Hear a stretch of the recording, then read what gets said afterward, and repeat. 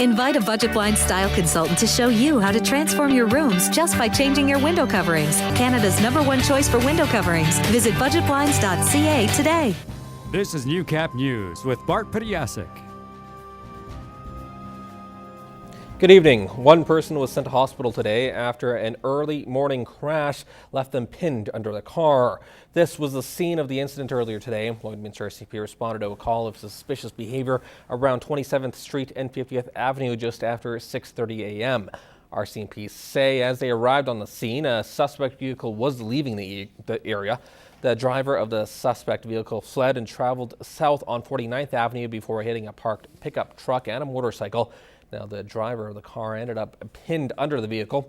After being freed, the driver was sent to the Lloydminster Hospital with unknown injuries before being airlifted to Saskatoon. RCMP are still looking for 2 other people involved in the incident and are asking any witnesses to call 780-808-8300.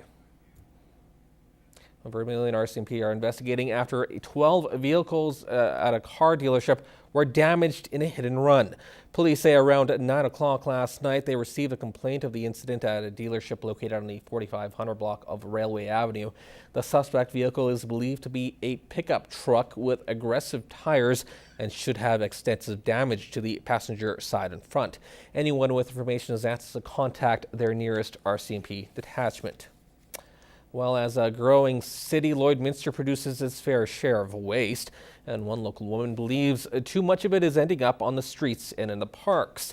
She's dedicated more than 2 decades to her cause. You can't help but shake your head. Like, where is it coming from? It's coming from us. As a member of Communities in Bloom, a cleanup group no longer active in Lloydminster, Barb Gulak has made her case for a cleaner city countless times. Oh my gosh, I had to think about that, but that's 21 years. I've been nagging about the litter in our community. Complaints, she says, have gone unnoticed.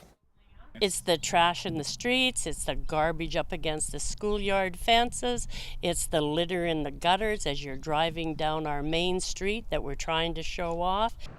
Every spring, the city encourages residents to clean up through public awareness campaigns like Pitchin' Week, but Gulka says that's not enough.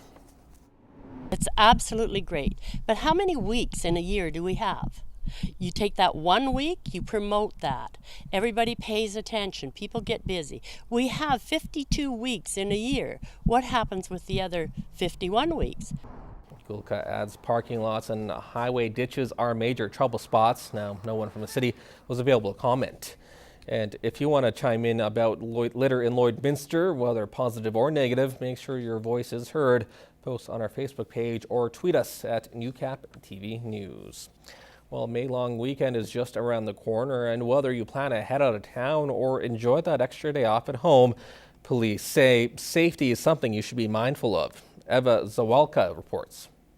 May long weekend often brings with it increased alcohol consumption, but the RCMP will have a strong presence over the weekend, and in addition to impaired driving violations, they will be ticketing for other infractions. On long weekends, people enjoy socializing. They enjoy going out with friends and being with people. Typically, this will mean bars, pubs, drinking establishments will have higher traffic than usual. For us, if that's the case, we will focus on those areas and we'll be sure to be around and ensure that people are making the wise choice when they're finished drinking, that they're either taking a cab or having a sober driver.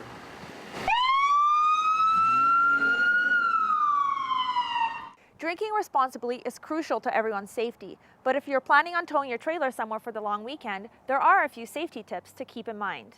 There are violations associated to having improper taillights, improperly hooked up equipment, so those will be things that we will look for and we will be aware of during our check stops as well. So there's certain things that get looked over. You got to remember you're traveling on the highway, so as far as the rigging goes on the trailer, checking out your tire pressure. If you haven't checked it since last year, you always want to run at the proper tire pressure. If you haven't checked your wheel lugs in a while, great thing to get done. Make sure you have the proper hitch, the right size, that your equalizer hitch is hooked up properly. The safety chains, just give them a look over, make sure they're solid, make sure the hooks fit properly, and that your safety chains are hooked up to the vehicle in the crisscross manner that the highway recommends. If you just take some time and walk around the trailer, chances are you're going to be great. The success doesn't necessarily mean lots of infractions and tickets, but just creating awareness for the public and trying to help them be conscientious about their decisions. Eva Zawalik, Newcap News. Well, with the constant hassle of adult life, learning how to properly prepare food and eat well can be a challenge, but it helps to start early. In this week's Beyond a Classroom, we introduce you to a special pilot program at Holy Rosary High School, teaching the young chefs of tomorrow. You love raspberries? Can I pour it in? Yeah, for sure. A little bit of measuring, a little bit of math, and of course, a little bit of baking. It's back to basics for this high school culinary class. 2 more minutes. They're not quite ready yet. And we're making mixed berry muffins, and we're chopping vegetables and making dips so then they have snacks. Grade 12 student Dana Bernard and her classmates are turning their attention from learning to teaching this morning as they show some special guests from St. Mary's Elementary the ropes in the kitchen. It takes patience, but it's fun to show them what we do here and what they can look forward to in the future. We've got kids brand new to the system in kindergarten here, and then we've got some graduates in the class teaching them. So it's a passing on of the torch, and it's also, this could be the next generation of our cooks. The project began when culinary teacher Richard Lucas was approached by a local kindergarten teacher, and it was an idea he says he couldn't pass up, as it's an important first step to a lifetime of eating well. If the kids know how to cook for themselves, they control how much money they spend on eating. They can control their fats, their sugars, all the ingredients, and it just gives them a confidence and an autonomy in the kitchen they don't have if there's a fear about cooking. And it's not just the kinder cooks that are getting something out of the day. Bernard is planning to attend culinary school after she graduates and says being able to teach the younger generation will prepare her for the future. It helps me get used to the kitchen and how to teach each other and learn from each other.